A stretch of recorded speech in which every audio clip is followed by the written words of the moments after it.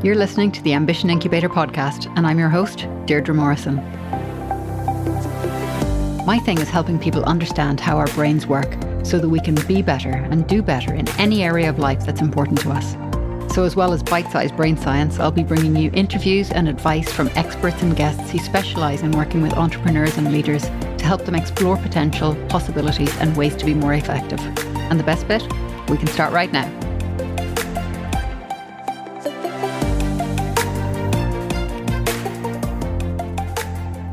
Before we start, I'd love to give a shout out to the work being done right now by one of my previous guests, Claire Tchaikovsky and her team at Human Milk. Running a non-profit is hard enough, but they're having to challenge the censorship they're facing as they try to raise awareness of the science behind breastfeeding. If you'd like to see how they're creatively taking on the big guys, head over to human-milk.com and check out the Sunbloom mural and documentary crowdfunder. Today I'm talking to Jason Butler, creator of the Village Mindset model for businesses. We get right into the nitty-gritty of why trust, courage and compassion are essential aspects of leadership, and why, despite your best intentions, your company is not a family. Jason, I know you are working with a lot of organisations about trying to help them to understand why belonging is so important for their work and for their employees and for their productivity. First of all, can you tell us a little bit about how you help them to come to terms with this, how you help them to roll this out? And then I guess the next question after that will be, how can you tell if they've succeeded? That's a great question. I think, belonging is about feelings. And so that makes it difficult. It's about how do we feel about a situation that we're put into, whether that's family or life or business. And so when we talk about belonging, we kind of open up the psyche of humans. No longer is it just about like business details or productivity. Mm-hmm. We're talking about humans, human to human interaction. And so that gets hard. And so what I do really with organizations is help people to be compassionate to one another, help to raise the empathy level, help executives to increase emotional intelligence. And, I do a lot of that a lot of it is convincing you, like, this is good for you, right? I mean, like, the question always for business people is like, what's in it for me? It's the wrong question, but that's always the first question. What's in it for me? What's the ROI on this? And so right now we're seeing in the Great Resignation, right? Employees are leaving like crazy. And every stat you see is, why are they leaving? People are leaving jobs without other jobs lined up because we've awakened. We look at COVID, and I think we went through a trauma, and we were isolated, and we're now putting our life back together, and we're saying things are got to be different. I'm not going to work in a toxic workplace. I'm not going to be stressed all the time about my work. I'm not going to, if I don't want to go on Monday, that's a bad sign. So I help people understand, this is good for you. If you treat people like humans, if you're compassionate to one another, if you empower one another, if you support one another, that has massive implications. And all the studies show it. Improved productivity, improved retention, improved acquisition, and improved profits just everywhere across the board. And so, for me, I work a lot with executives to help them understand that of, this is best for you because your company will prosper.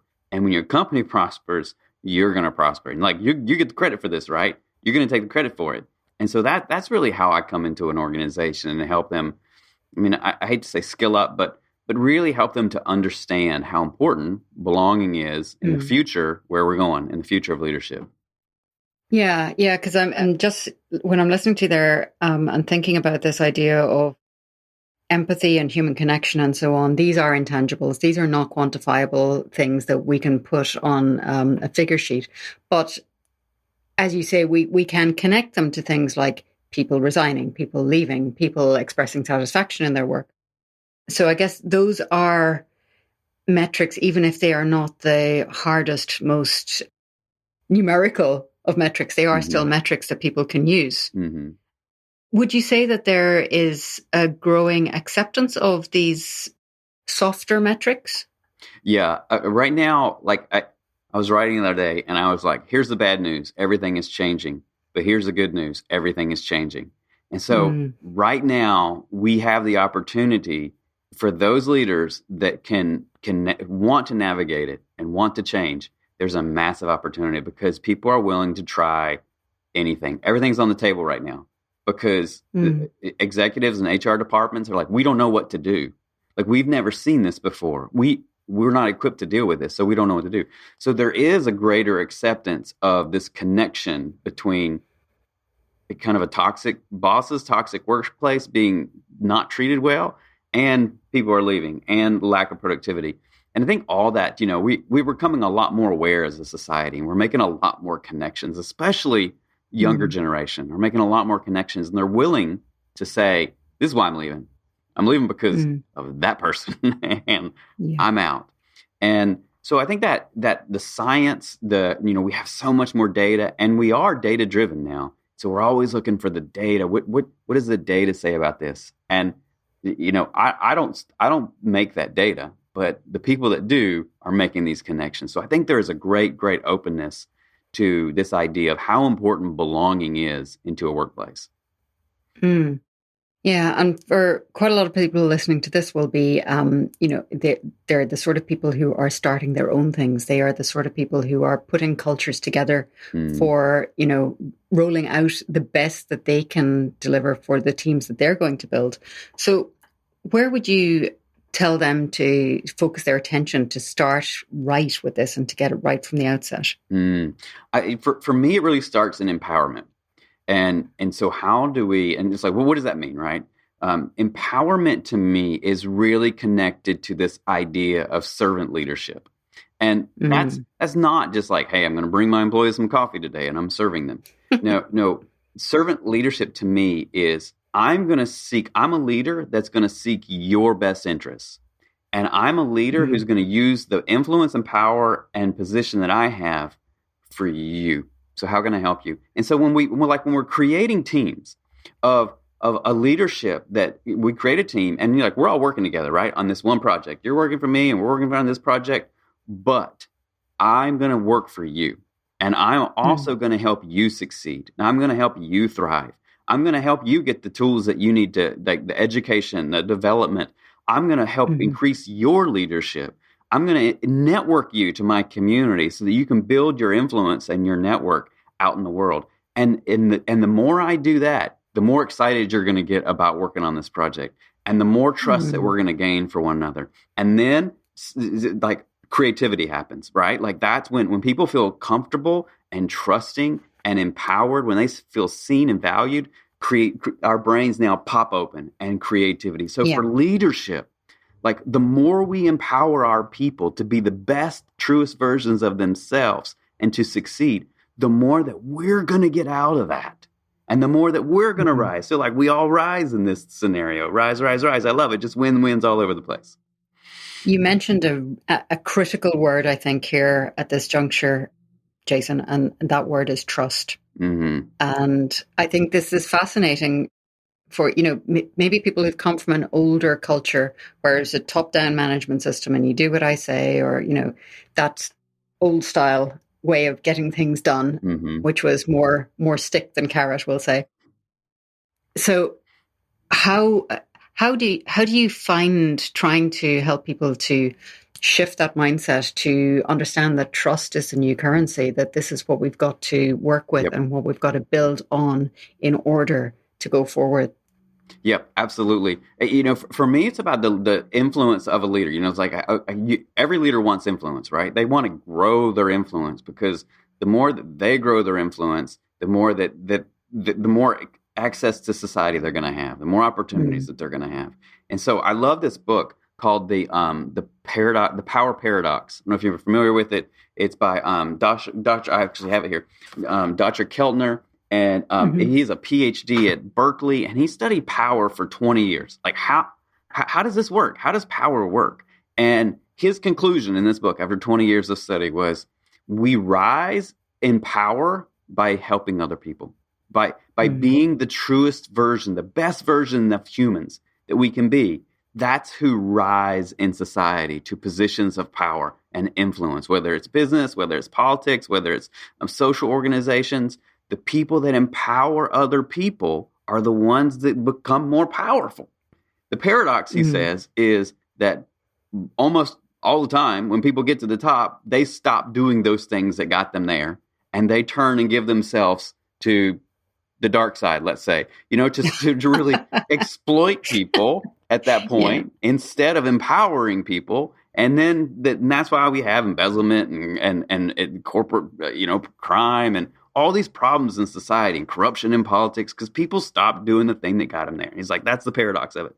But like, that's a study of power. So if you want to gain power, empower people, right?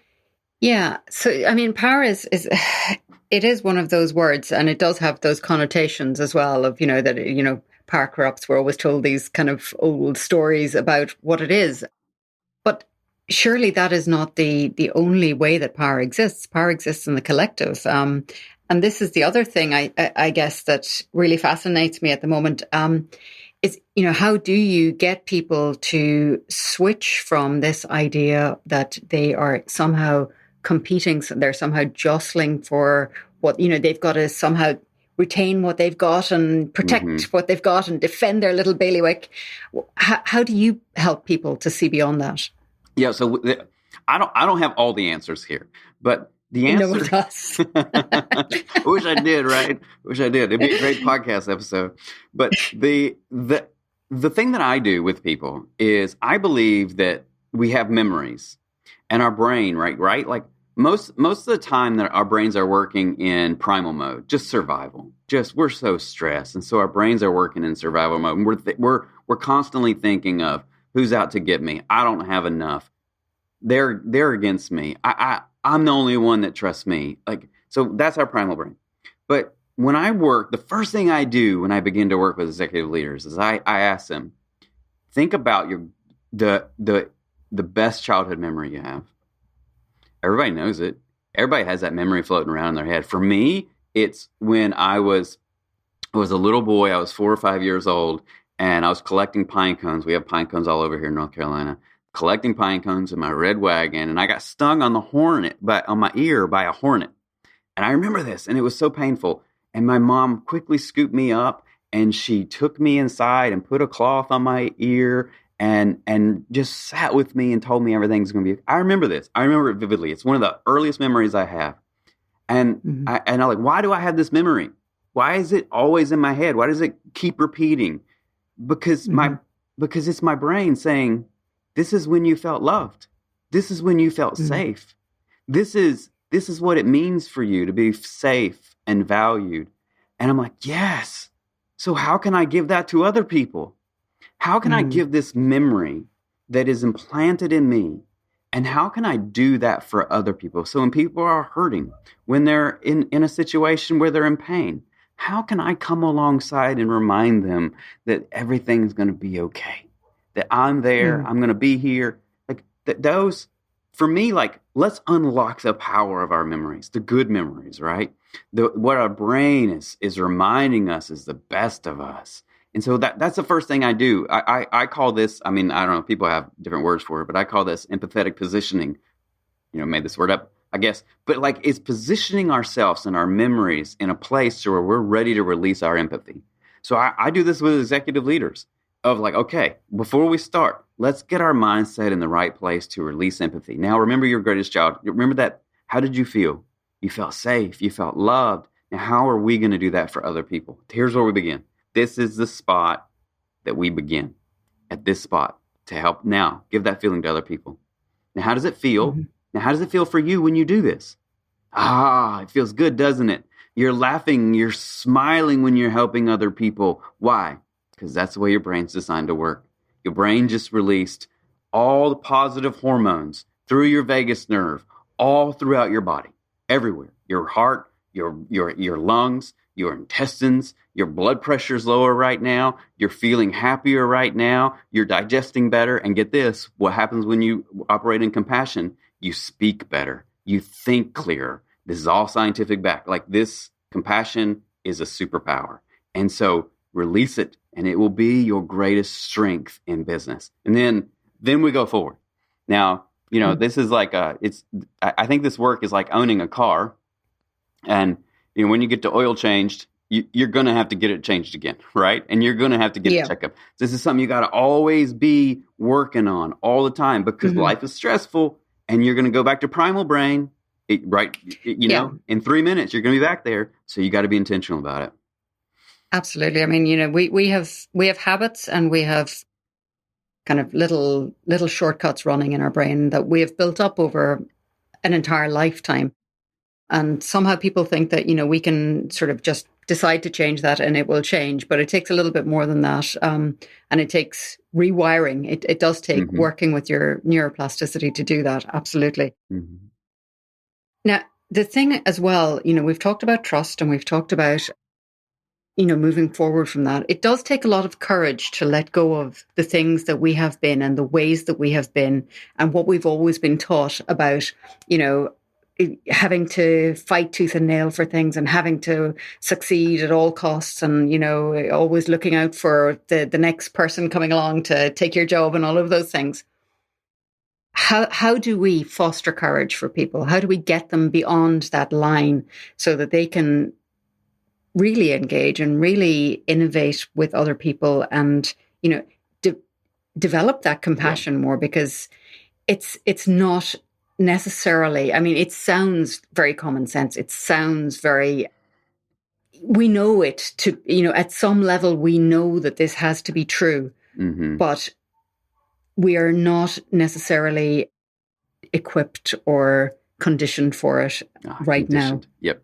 Yep. Absolutely. I completely agree. And what I tell people, I think you're right on the nose here in courage. And I tell folks, like, I can't give you courage. No one can give you courage. You can't develop courage in reading a book. You can't do it in a workshop. Your courage exists in your soul, and it's there. It's there right now. You just have to be willing to let it out. And Mm. the way that I think that this happens is that we have some leaders, inspirational leaders, early adopters that do this work. They're just risk takers. They're already on the forefront of everything. They're kind of groundbreaking individuals, Mm. and this is built in them. And they work in this way. And so let's point to them.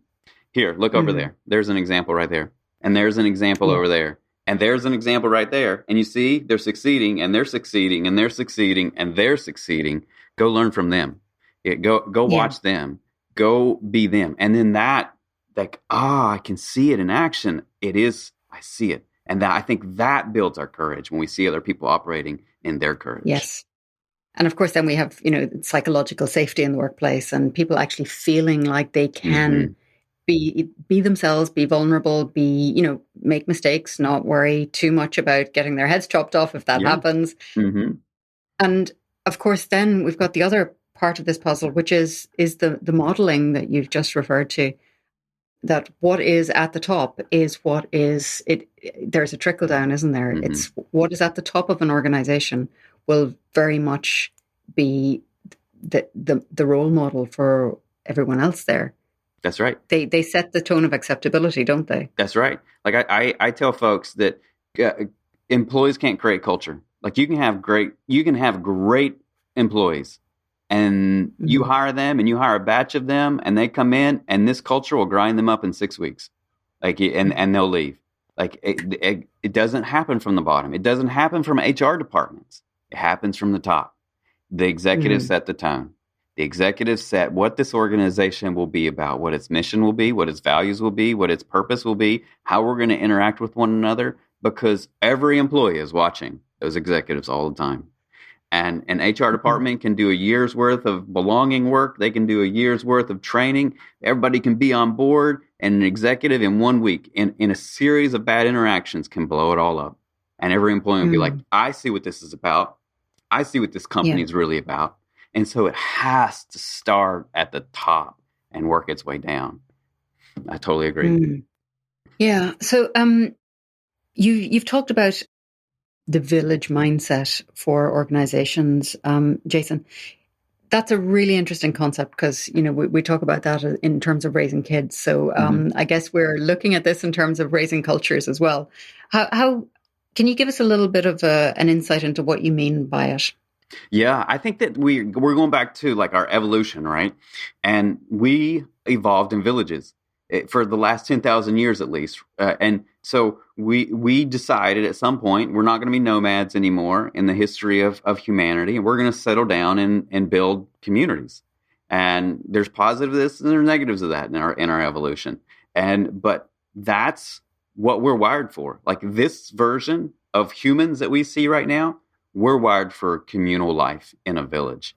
And, when we talk about belonging, it is sort of hard to get our mind around because it's about feeling. And like, well, what do we do here? I don't understand. But a village gives us a mental tent pole. Oh, I understand a village. You understand a village. We watched the PBS series, right? About villages. We understand that what it takes a village to raise a child. It takes a village. Yes. So for me, like this gives a mental framework for what we can do as a corporation, as a community. Like we talk about, I hear this phrase sometimes, and it's like our company is a family, and I'm like, no, it's not. It is not a family. If you laid an employee off, you're going to let them come live in your extra bedroom for 3 months until they find a new job? No, you won't. So you're not a family. So let's not talk about a family. You're not a family, but you can be a village. And in a village, everybody is seen, everybody's known, and everybody is valued. And we're all working together collaboratively for the benefit of each other and for this collective village. And so I've leadership principles around this to help leaders kind of engage in this work.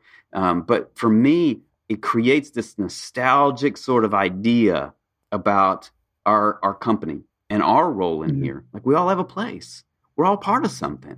We all can move in and out of this thing. And it's a beautiful, and it makes us feel good, right?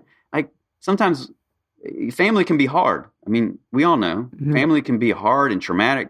Like, I don't even think that's the best image to use, like, for a company. Yeah. Also, there's all kinds of loyalty things there as well. What happens if someone leaves your family? People move villages all the time, but you can't leave a family. That's right. Absolutely. Yeah. Yeah, it's a much better metaphor. I really like the village metaphor for organizations. I think that's definitely an upgrade to the whole family metaphor. Well done. Thanks. Thanks. So, look, where would people go to find more about this and the work that you're doing, Jason? Yeah, so they could go to my website, which is villagemindsetmodel.com. I'm releasing a book here in the next, probably in August, early August. And so that will be out that people can, where I really talk about this, all the things I'm talking about in the village and our evolution and our biology and compassion and gratitude, and then the principles around this and the impact that's going to make on an employee base and a leader. So I'll lay all that out in the book, and that's hopefully going to come out in August. So that's been really exciting to work on. But really right now is my website, villagemindsetmodel.com.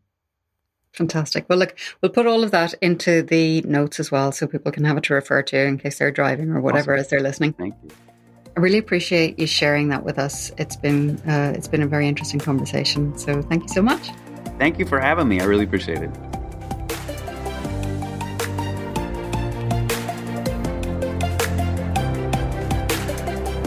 You're still here? Great. Look, I know there's a lot to choose from out there, so thanks for flying with Ambition Incubator Airlines. And I look forward to seeing you on board again soon. Seriously though, thank you for tuning in. My guests and I love hearing about what inspires you on the show and what advice has made a difference in your life or work and what you'd like more of. So get in touch. If you want to know about my other work, head over to ambitionincubator.com for details. And don't forget to hit subscribe for more great interviews, advice and bite-sized brain science every week.